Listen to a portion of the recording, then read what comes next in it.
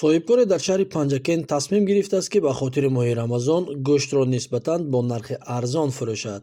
ин дар ҳолест, ки ба гуфтаи сокинони шаҳру деҳоти Панҷакент қимати 1 килограмм гӯшт дар дигар ҷойҳо аз 65 то 70 сомонӣ будааст.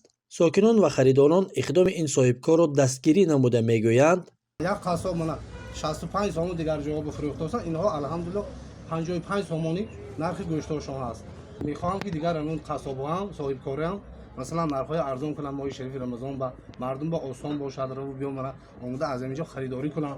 раҳмат ҳамино ба сипосгузорӣ миннатдорӣ худамро мерасонам. болоравии арзиши гӯшт дар Тоҷикистон то ба ин ҳад бесобиқа буда, ҳамасола дар арафаи моҳи шарифи Рамазон рост меояд ва онро бархе аз сокинон амали сунъии худи соҳибкорон медонанд. сокини шаҳри Панҷакент Рустам Шеров: ҳеҷ вақт кунҷора ва ҷав дар 3 рӯз 15 сом нархаш боло нашудааст.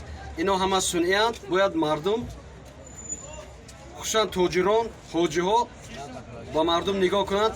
Аз ино омӯхта дигар қассобои тоҷирам инсоф карда ҳамин анъанаи давом диҳанд. аз 5 то 15 сомонӣ арзон кардани нархи гӯшт дар ин дӯкони гӯштфурӯшӣ хоса дар моҳи Рамазонро харидорон амали савобу кори хайр медонанд.